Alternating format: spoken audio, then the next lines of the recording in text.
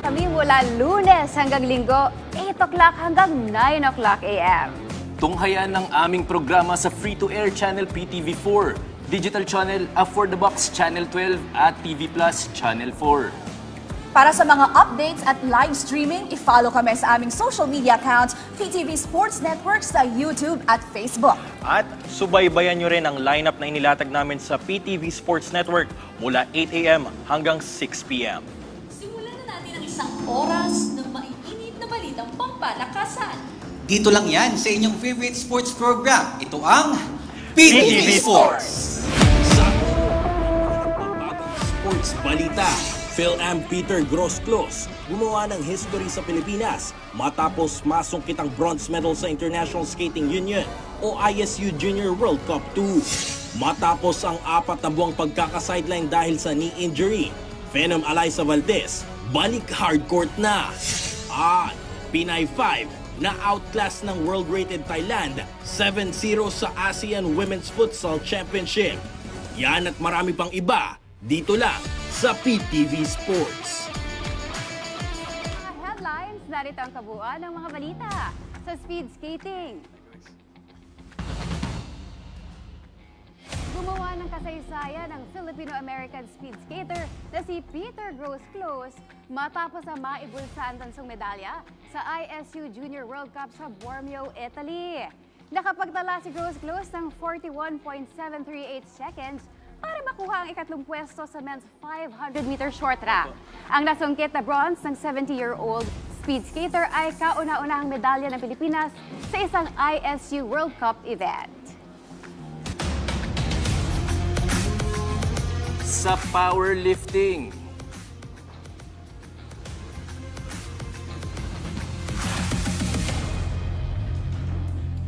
kilalanin natin ang first Pinay powerlifter na bumuhat ng timbang na katumbas ng 9 times ng sarili niyang body weight. At ang isa pang lifter na sumabak sa katatapos lang na 2024 Powerlifting World Open Championship sa Iceland. Para sa mga detalye, narito ang report ni teammate Paulo Salamatin. Nagpakitang gilas sina Filipino powerlifters Reggie Ramirez at Veronica Umpod na kapwa nakapagbulsa ng gold at silver medal sa ginanap ng men's 59 kilograms at women's 47 kilogram deadlift event ng 2024 International Powerlifting Federation World Open Equipped Championships sa Iceland. Maliban sa gintong medalya ni Ramirez at silver medal finish ni Umpod, malaking highlight din sana para sa kanilang dalawa ang tsansa na makapag-qualify para sa magaganap na World Games sa susunod na taon. Ngunit sa kasamaang palad, kinulang ang mga ito ng kinakailangang mga puntos upang makatungtong sa World Games. Sa pagtatapos ng kanyang junior years, ito ang kauna-unahang beses na tumapak sa world stage si two-time powerlifting junior world champion na si Umpod, na kung saan aminado siya na hindi magiging madali para sa kanya ang mga laban. Nahirapan po talaga ako kasi di ko alam po kung makakakuha ko ng medal or hindi, kasi expect namin na dikitan talaga yung laban. Ibinahagi rin ng handler ni Umpod at ang former president ng Powerlifting Association of the Philippines na si Eddie Torres ang achievement na nakuha ng isa sa kanyang alaga sa nasabing event, na kung saan bumuhat lang naman si Umpod ng 9 na beses na bigat kaysa sa kanyang timbang. Ang body weight ni Veronica is 45 kilos, 45.45 actually to be exact, which is actually almost exactly 100 pounds. Okay, magaang lang siya, no? But at 45 kilos, ang nabuhat niya sa squat is 160 kilos. And sa deadlift, 165 kilos. So she got 3.5 times body weight for each event. And then sa bench press, nakakuha siya ng double body weight. So, it comes out to around more than 9 times body weight, which no other Filipina has ever done before. So you can imagine, even sa lalaki, actually mahirap pag 9 times body weight. Sa ngayon, patuloy pa rin ang pag-ensayo ni Ramirez at Umpod kasama ang buong miyembro ng Powerlifting Association of the Philippines para sa mga nakalinyang kompetisyon na kanilang sasalihan sa hinaharap. Paulo Salamatin para sa Pambansang TV sa Bagong Pilipinas. Nasungkit ni Pinay trail runner Angelica Balo ang ikatlong pwesto sa 100K Malaysia Ultra Trail Competition na ginanap sa bansang Malaysia. Yan ang ulat ni teammate Bernadette Tinoy. Nagtapos sa ikatlong pwesto ang Pinay long trail athlete na si Angeli Caballo sa katatapos na Malaysia Ultra Trail 100K category na ginanap sa Perak, Malaysia. Nanguna sa patimpalak ang Chinese player na si Chen Lin, habang si Hao Hathi ng Vietnam naman ang tumakbo para sa ikalawang pwesto. Bago pa man ang Malaysia Trail journey ni Caballo, nauna na rin representa ng Filipina Trail Champ ang bansa sa Asia Pacific Trail Running Championships, Ulju 2024 sa South Korea, kung saan napasakamay naman ng pambansang kupunan ang second place sa overall ranking ng torneo. Para kay Philippine Trail Running Team Coach Cristabel Martes, may isa pang qualifying tournament ang lalahukan nila ngayong darating na Disyembre bilang preparasyon naman sa World Championship sa susunod na taon. Yung selection, kung sino po yung mapipili, then magre-represent sa atin sa World Championship on September sa Spain po. Pinag-transition ko muna sila ma'am this November. And then November, December, start na ulit. Build up ulit po. Bernadette Tinoy, para sa Pambansang TV sa Bagong Pilipinas. Sa futsal,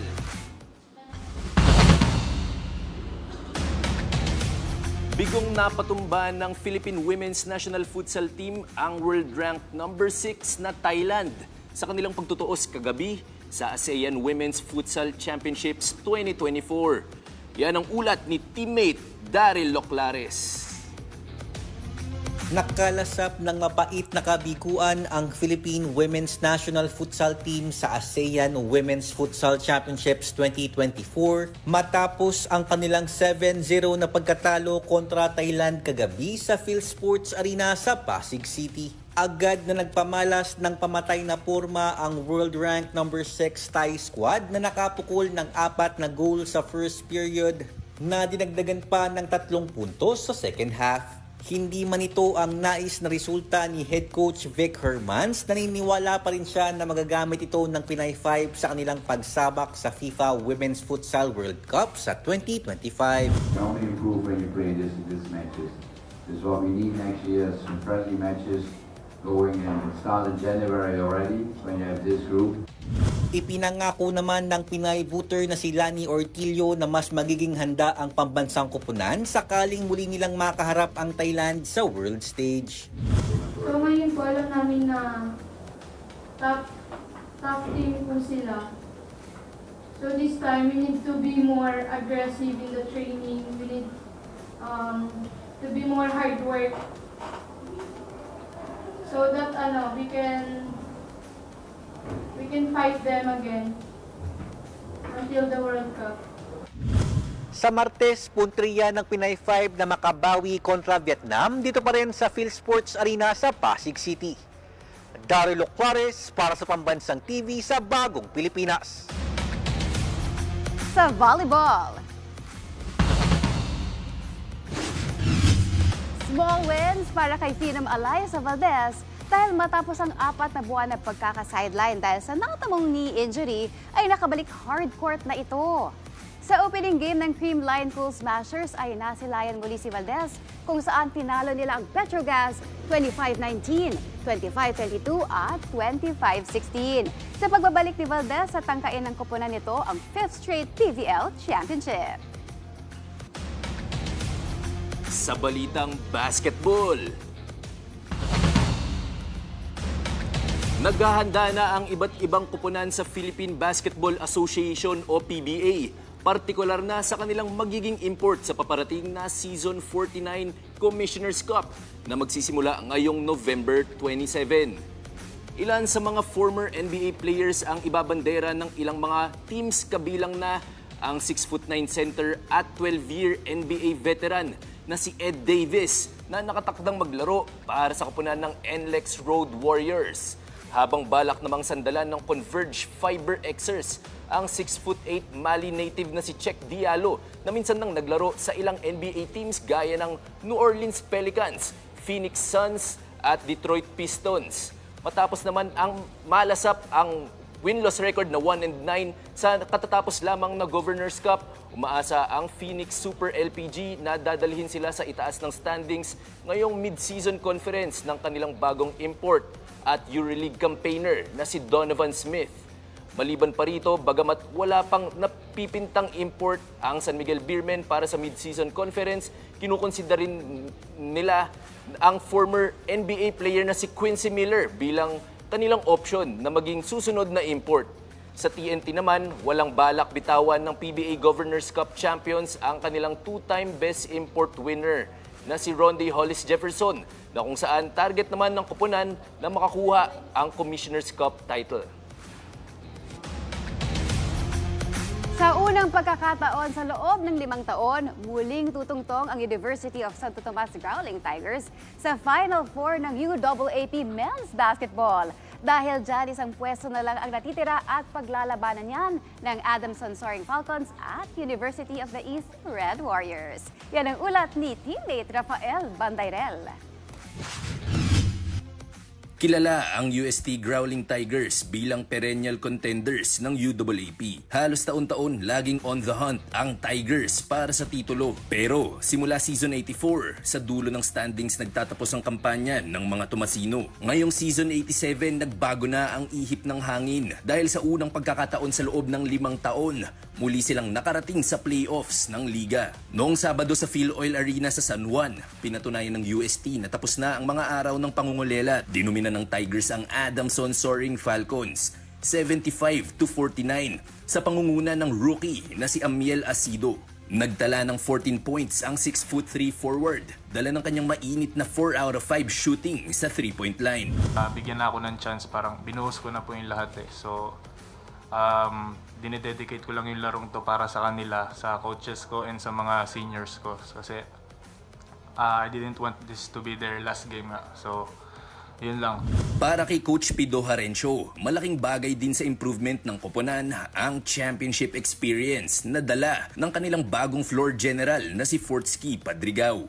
Ang veterano lang ditong winner, si Fortsky, di ba? Nakapasok ng finals, championship. And then, yung experience niya, the vast experience na meron si Fortsky, which is na-relate dito kila Nick, kila Amiel, sa mga players na nandito sa UST. I'm so thankful na nandito sa amin si Fortsky. Hindi naman namin sabihin natitigil lang kami dito dahil nakuha na namin yung Final Four, no. Pero yun, masarap kasama tong mga teammates ko, masarap makipaglaban kasama tong mga to. Dahil dyan, isang pwesto na lang ang natitira sa Final Four ng UAAP Men's Basketball. Sa Miyerkules, makakatunggali ng UE Red Warriors ang second seed UP Fighting Maroons. At kung magtatagumpay, kanila na ang natitirang pwesto. Pero kung mananalo ang UP, magkakaroon ng pagkakataon ng Adamson upang magpuwersa ng isang play-in game kontra UE upang magkaalaman kung alin sa dalawang koponan ang kukumpleto ng Final Four cast. Rafael Bandayrel para sa Pambansang TV sa Bagong Pilipinas. Sa NCAA naman, kumpleto na rin ang cast ng Final Four para sa Centennial season ng Liga. Matapos dominahin ang elimination round, papasok ng may twice-to-beat advantage ang top seed Mapua Cardinals at number 2 team na College of St. Benilde Blazers. Nasa ikatlong pwesto naman ang defending champion San Beda Red Lions, habang ika-4 ang Lyceum of the Philippines Pirates. Aarangkada ang mga laro sa Final Four ng NCAA 100 sa Sabado, November 23 sa Cuneta Astrodome. Buena mano ang bakbakan sa pagitan ng Cardinals at Pirates sa alas 11 ng umaga. Susundan naman yan ng seryeng Blazers versus Red Lions sa alas 2:30 ng hapon. Kasunod ng hagupit ng Super Bagyong Pepito sa bansa, ilang sports events na ang nakansela ng laro upang masiguro ang kaligtasan ng mga players, coaches at officials. Inanunsyo ng World Sikaran Brotherhood Philippines na postponed na ang nakatakdasa ng 61st National Tournament sa General Trias sa Cavite. Maging The Great UP Run 2024, kanselado na rin. Sa inilabas sa Facebook post ng nasabing organisasyon, inanunsyo nito na sa November 23, araw ng Sabado na, ang bagong schedule ng nasabing run event, habang ang University Athletic Association of the Philippines o UAAP, kinumpirma na rin ang postponement ng ilang laro gaya ng chess, table tennis, collegiate football, high school volleyball, collegiate beach volleyball at junior high school basketball. Sa ngayon ay wala pang detalye kung kailan ang bagong schedule ng mga high school at collegiate games. Sa iba pang balita, wala umanong pagsisisi si boxing legend Mike Tyson sa kanyang naging laban kontra sa social media influencer turned prize fighter na si Jake Paul. Sa kanyang social media account, sinabi ng 58-year-old former heavyweight champion na malaki ang kanyang pasasalamat sa pagkakataong labanan si Paul. Natalo si Tyson via unanimous decision kay Paul noong Biyernes sa AT&T Stadium sa Arlington, Texas o Sabado ng umaga, oras sa Pilipinas. Ibinahagi rin nito na muntik na itong mamatay noong Hunyo, kung saan dumaan siya sa 8 blood transfusions.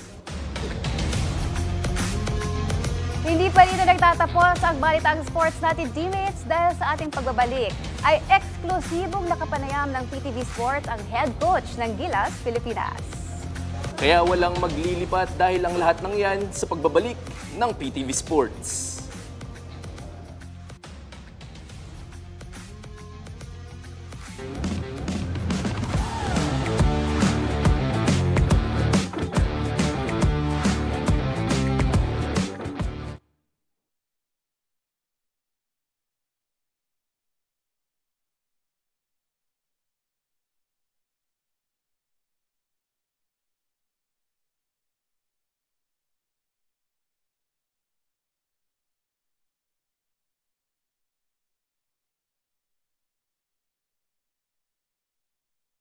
Dito, Mi. Ay. Dito, saan ka? Kahit dito naman. Kahit sino, basta dito upo. Konting bilis daw po.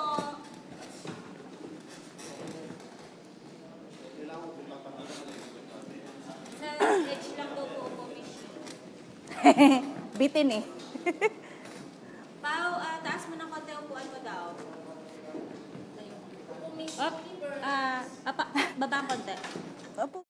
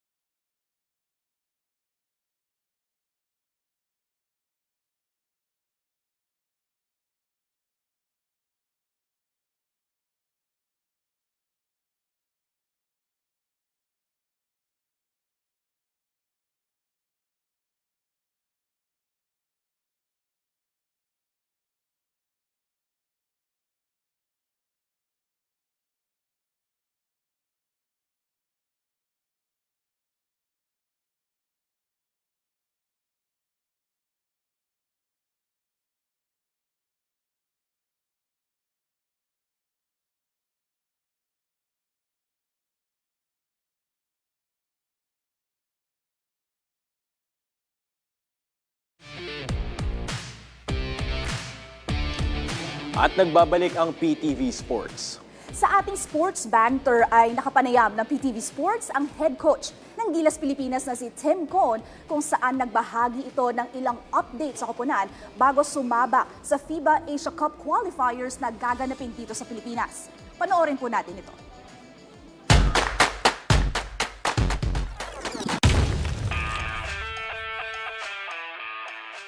Handa nang sumabak ang Gilas Pilipinas sa FIBA Asia Cup Qualifiers 2025.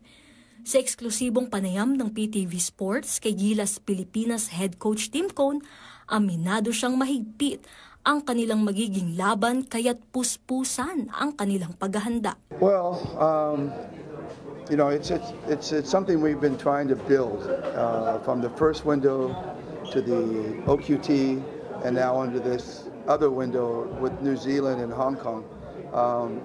By keeping the groups together, by keeping the players together, they learn more and more as they practice together and then as they get game experience together. And so we're hoping to elevate their game. Ipinunto rin ni Coach Tim na mahalaga ang suporta ng bawat players para magpakita ng teamwork. Kaya ito rin ang dahilan ng pagbalik kay naturalized player Ange Kwame sa lineup. It's important that we keep Ange ready in case something happens to Justin so that he can step in right away. We don't want him to not know the system. Let's say something happens to Justin during one of our practices or like the day before or the 2 days before the game, and suddenly Ange has to step in and play, but he doesn't understand the system, he doesn't know where he's supposed to be. But if he's part of the preparation and he knows, seeing the video, doing the practices, then he'll be ready to step in a moment's notice. And that's the key, is we want him to be able to step in a moment's notice. In the meantime, he is such a good person, and he always plays hard, he's always ready. He practices really hard. He's going to elevate and enhance our practices and make Junmar better, make Kai better, make the other players better around him. Malaki ang kumpiyansa ng 66-year-old mentor na ready na ang kanyang team, lalo na't katatapos lang ng PBA Finals at nasa momentum sila ng laban. They're going to be in good shape because they've been playing. It's not like we're taking a break and then suddenly making them play. They'll be in good game shape, so we don't have to worry about that. We don't have to try to keep them in shape. They're already in shape. So that allows us to focus more on the teaching and the execution and the preparation that we have against the other teams. You have to play, when you're in the finals, you have to play at a really, really high level. So, these guys have already gotten used to playing at a high level, so they're going to be able to bring that high level into hopefully this game that we're going to play against New Zealand and Hong Kong. Ayon pa sa coach ng national men's basketball team, advantage na maituturing ang mga young guns sa kanilang koponan. Yeah, we have Kai's still a very young player, believe it or not, Kai Soto. AJ is young. Kevin is young, obviously. Mason Amos is young. Carl Tamayo is still very young. So we have a young core, and that is the core we are trying to build to be the headliners 2 years from now, 3 years from now. And it's important that we keep a kind of a pipeline going between the young and the older players. In the meantime, Kai is, even though he's young, he's one of our stars on the team, So, and Kevin and Carl have so much potential, and they improve so rapidly that they could step in and be a star at any moment. So that young core is very crucial to what we're hoping to build in the future. Ibinahagi rin ni Cone na hindi siya nahirapang manduhan ang kanyang mga players. I don't really have that hard of a time. It's not like I have to do teach a whole new system or these guys that we've already had access together in the first window and the second window, so it's not like it's a whole new process that we have to go through. It's really a continuing process. The system that we run in Ginebra is very similar to the system that we run in Gilas. And I have some Ginebra players that help me teach as well. And I got a great coaching staff that's there. And it's just a joy to be with the Gilas players. I mean, it's a really fun team because the chemistry is really tight. There's no such thing as a superstar feeling amongst the players. They all know that they are stars. They're all very comfortable with themselves. And I think they really put the country first. And so it makes it very easy to coach them. I don't have a lot of stress. The only stress we have is the winning and losing. But, the daily interaction with the players, they're a joy to coach. Makakaharap ng Gilas Pilipinas ang powerhouse country ng New Zealand sa second window na gaganapin sa November 21, nasusundan naman sa November 24, katapat ang bansang Hong Kong.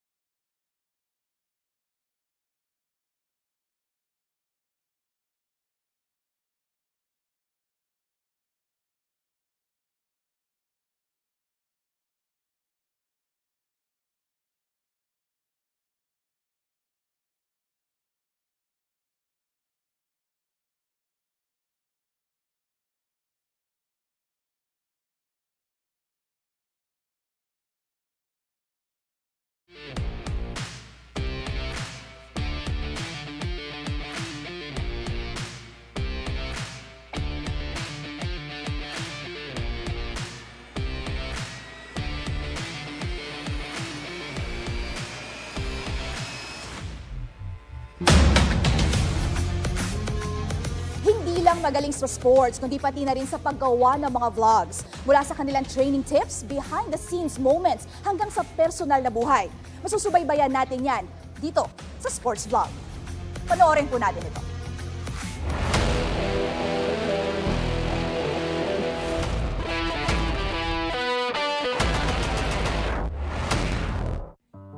Why am I so weak? Why am I so weak? Going to be held here in the Philippines. Please laugh.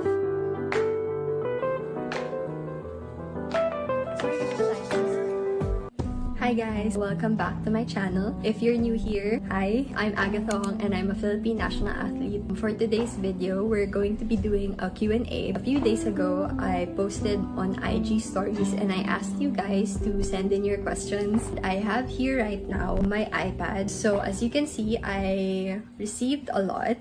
I'm not gonna lie.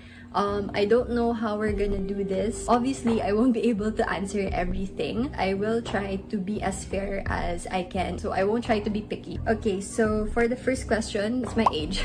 So I'm 23 years old. I turn 24 next year. Diet and workout routine, please. To be honest, I just try to work out every day. I entered some phases in my life where I was just working out most of the day. I'm not licensed to tell you guys anything, but that's bad for you. Based on my experience, that's really bad. Huwag niyo akong tularan. Sa diet ko, I'm not gonna lie, my diet may be restrictive for some people. And I'm not saying this is how you should eat, but then again, it's just a question. They're just asking me my diet. Okay, I rarely drink anything flavored. So if it's a juice or a shake, energy drinks, milk tea, what else? The only thing I drink is water and coconut water. I'm very acne prone. Yung skin ko, it's very sensitive. So whenever I drink something with sugar, I break out. As in the next day. Sometimes nga within a day, lumalabas na yung pimples ko. I'm not really a fast food junkie and I'm also not a junk food junkie. If you're not a national athlete, what would you be doing and what are your dreams? If I wasn't doing sports, I think I would be studying and just like expanding my knowledge. I like a challenge. What motivates you to exercise? Wala, discipline lang. I know that you guys have seen my posts and it looks like I like exercising, but most of the time it's not the case. I end up being lazy, I end up complaining, I end up like really swearing under my breath while I'm exercising. As an athlete, I know that I have to love working out, I have to love sweating, I have to love dying. But I'm not like that. I'm gonna be real with you guys. I don't love it 100%, pero I do it kasi I love my sport. Ate, saan po kayo nagmana? Mother or father po? If you look at my siblings, my brother, he's very tall. His features comes from my mom. My mom's more American. My dad's very Chinese. My baby sister got that. So if you look at my sister has very light brown curly hair and then she has very chinky eyes. I look in between. Like a Filipina na hindi mo maintindihan na siguro may isip mo may ibang lahi to pero hindi mo ma-pinpoint. But most people think I'm Chinese and then some people think I'm Spanish. So I think it's subjective. So this will be the last question. How to make the jumps higher? I think she's referring to wushu jumps. What I did before I was diagnosed with the slip disc was I always did heavy weights and my coach always pushed me to go beyond what I think my limits were. And this is very important. Repetitiveness. Repetitiveness is so important in trying to accomplish a certain skill. I even remember the time I had this one coach. I think my class was like at 11:20. Tas I think it was 10:30. So patapos na kami nun. Tas nagalit yung coach ko sa akin because I couldn't do this jump. He said, "You do this jump 50 times." And I was like, "What?" And I was surprised kasi I have no problem with that naman. Pero kasi I had a knee injury and he knew that. I guess yung moral lang ng story dito is if you know na hindi mo siya kaya and alam mo na hindi kaya ng katawan mo, you should be very vocal about it. To make jumps higher, repetitiveness, of course, within your own body's limits, heavy weights, and just train a lot.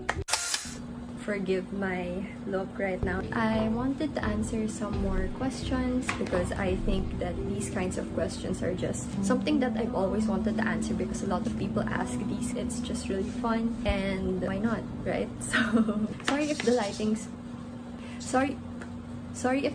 really crazy right now. How do you deal with bashers? Come to think of it, meron ba? To To my knowledge, I don't really notice the bashers. Like, to be honest, hindi ko siya napapansin. The majority of the people that comment on my posts or that follow me are really the people who support me as an athlete and like just as, you know, just as Agatha. Who's your sports BFF? The one who asked this was Jamie Lim, SEA Games gold medalist in karate. Pretty funny story. We actually met in 2019. In the closing ceremony of the SEA Games, we met in a bathroom and I was looking for a stall in the bathroom and she just happened to help me find the stall and I was like, okay, thank you. And then the next event that we met was in a Resorts World event. So the president of Resorts World invited me, Jamie, and Heidelin Diaz to go dine with them. That's where we became very, very well acquainted. And then over the pandemic, we built our friendship because we started this whole fundraiser and then we started just telling each other our stories. The media came on to us. They started asking, when did you two become close? Like, are you two best friends? Because there's this whole connection that you two have. We're really comfortable with each other. Those are the kinds of friendships you don't really expect them from the people that you actually just met in a bathroom in the Manila Arena for SEA Games, you know. Till now, she's one of my friends that I really like tell everything to, and I'm so lucky to have her. So I love you, Jamie, and I miss you. Okay, next. Was there a time that made you feel you wanted to stop practicing wushu? Yeah, there were lots of times. I think it was in college kasi college was the time we get to socialize and stuff like that. Most of my time in college, I just really wished I had more time in the day to rest, but I didn't really have that. What's the hardest thing you had to sacrifice for your wushu career? Honestly, it was my time and I guess my freedom. I had to sacrifice most of my time for my friends. Every time they would ask me, hey Agatha, do you wanna go out or something like that? I always had to say, I can't. Training. That's all for my Q&A. Sorry talaga guys, I just feel like this video is all over the place, but I hope that I answered some of your questions. So this concludes our Q&A. If you guys like this video, give it a thumbs up and I'll see you guys on my next video. Bye!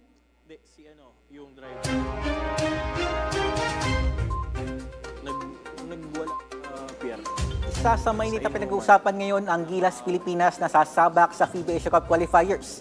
Kaya ngayon, alamin natin ang mga komento ng sambayanan. Para sa ating question of the day, sa 15-man pool ni Team Cone, sino ang solid 5 na panlaban sa New Zealand at bakit? Unahin natin dyan si Lorenzo Peña. Hello teammates, welcome back. Ang starting 5 for me, si Soto, Kiambao, Ramos, Brownlee at Fajardo. Solid yan kapag yan starting may 3 bigs at 2 guards. Magandang point yan, Lorenzo, no? May malaki tayong for panlaban for New Zealand. Ito naman, teammate Daryl para kay Josiah Cruz. Ang kanyang solid na 5 starters ay sina Brownlee, Fajardo, Edu, Thompson, and Ramos. Ayon naman kay Alex Josel Pagsanhan, sina Tamayo, Ramos, Fajardo, Brownlee at Thompson naman ang dapat mapabilang sa solid 5 na panlaban sa New Zealand. Ito pa, ang solid 5 naman ni Jung Jermar ay sina Fajardo, Brownlee, Ramos, Edu at Thompson. Ito sabi naman ni Gab Ferreras, magandang may papakitang strategy kung si Kwame, Brownlee, Thompson, Ramos at AJ Edu ang first 5 na isasabak ng Gilas Pilipinas kontra New Zealand. At sa ating last commentator for today na si Nick Comia, si Castro, Brownlee, Fajardo, Ramos at Aguilar naman ang dapat maisama sa solid 5 ng Gilas Pilipinas. Shoutout din kay Attorney Mikey Medina. Aba, may pa-shoutout pa to si Nick Comia, no? Ikaw ba, teammate Daryl, since of course palagi ka talagang nagko-cover ng basketball, para sa'yo, sino ba ang starting 5? Ako medyo mahirap yan, no? Since yung roster natin sobrang versatile, no? So, pero siyempre di mawawala dyan si Justin Brownlee, of course, yung star ng Gilas Pilipinas. Siya yung spark ng Gilas Pilipinas, lalo na pag nag-down yung ating team. And then, isa pang big, of course, ang I think one of the greatest of all time sa PBA, si Junmar Fajardo. And then sa ating guards, there's of course Papa Dwight Ramos, yan si Papa Dwight ating guard. And then pasok natin si Chris Newsome, a great facilitator for our Gilas Pilipinas. And of course, makakalimutan ba natin, nagulatin ng mundo, si Kai Soto. Dapat makapasama rin sa ating starting lineup. Napakalaking boost niya. Ang height niya for our national team para rin sa ating rebounding against sa Tall Blacks sa ating New Zealand na makakalaban natin this coming November 21. Ikaw naman, teammate Bernadette, ano bang starting five mo para sa ating Gilas Pilipinas? Alam mo, ang galing nga eh. Kasi pareho kami ni Josiah Cruz nung gusto na starting five. Yung katulad ng sinabi niya kanina, no? Si Brownlee, si Fajardo, si Edu, si Thompson at si Ramos. And alam mo nga eh, maganda yung roster ngayon ng FIBA dahil ng Gilas Pilipinas kasi combination siya ng mga veterans and of course ng mga rookie. Isa talaga na napakahalaga na kasama talaga si Fajardo sa Gilas ngayon dahil of course siya yung nakakapagpa-boost ng moral ng mga kanyang kasamahan and of course multi-titled na player yan. Ayan, maraming salamat sa ating mga teammates na game na sumagot sa ating question of the day. Para sa mga gusto ring mabasa ang komento on air, abangan ang aming question of the day na ipopost namin sa PTV Sports Network social media accounts. Kaya teammates, wala muna aalis? Dahil magbabalik pa ang PTV Sports.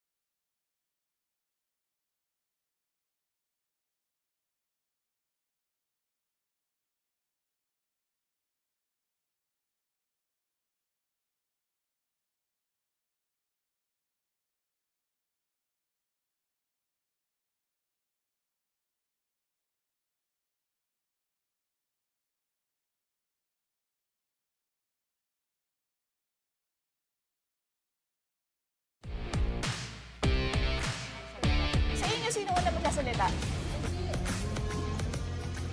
Partner Raf, ano ba yung masasabi mo na after 5 years nakabalik ang UST Growling Tigers sa UAAP? Nako, Teammate Meg, alam ko masayang-masaya yung Tomasian community, no? Kasi matagal na nilang iniintay ito. From perennial contenders, tapos bottom dwellers. Pero ngayon nakita natin, nagre-rebuild sila. Kaya good luck. Kasi UP yung susunod nilang makakatapat. Pero that's progress. That's progress, partner. Yes, kaya naman napaka-exciting ng laban na yan. Abangan ninyo, oh. Sheila? Well, itong ating Gilas roster, no, na inaabangan, very promising yung lineup. Mayroon tayong mga veterano. Nandyan si Junmar. Nandyan, of course, si Justin Brownlee na always the top scorer, leadership, at syempre ang skill meron dyan. Sinamahan mo pa ng mga starters. We have Kevin Kiambao na talagang very promising ang kanyang performance sa collegiate level. Pero ano sa tingin mo, Pao, si Coach Tim Cone? Actually, itong roster natin this time, no, napaka-versatile nitong roster na to, napakaganda. Sinamahan mo pa ng coach na matagumpay na coach, no, since 1998, yung huli niyang hinawakan ng Gilas. Pero dito makikita natin, 2024, hinawakan niya ulit ang Gilas. No, doon natin makikita kung gaano kalawak yung karanasan ng pagiging coach niya sa paghahawak ng national team. Then definitely ang abangan ng ating mga Filipino hoop fans. Pero, Da and Bernadette, tama kayo dyan at maganda nga yung roster natin ngayon. At regardless kung ano ba yung roster ng Gilas Pilipinas ay dapat suportahan ng ating mga kababayan. Kaya naman sa ating mga basketball fans, sugod na sa Mawa Arena this November 21-24. Suportahan natin ang Gilas Pilipinas, Laban Pilipinas, Puso. Meg? At dyan na nagtatapos ang isang oras nating balitaan. Ako, si Meg Sioson. Ako naman po si Rafael Bandairel. Ako si Sheila Salaysay. Ako naman po si Paolo Salamati. Ako naman si Bernadette Tinoy. Ako naman po si Darrell Clares. Muli tayong magsama-sama bukas sa patuloy na paglawak na nag-iisang interactive sports program sa bansa. Ito ang PTV Sports!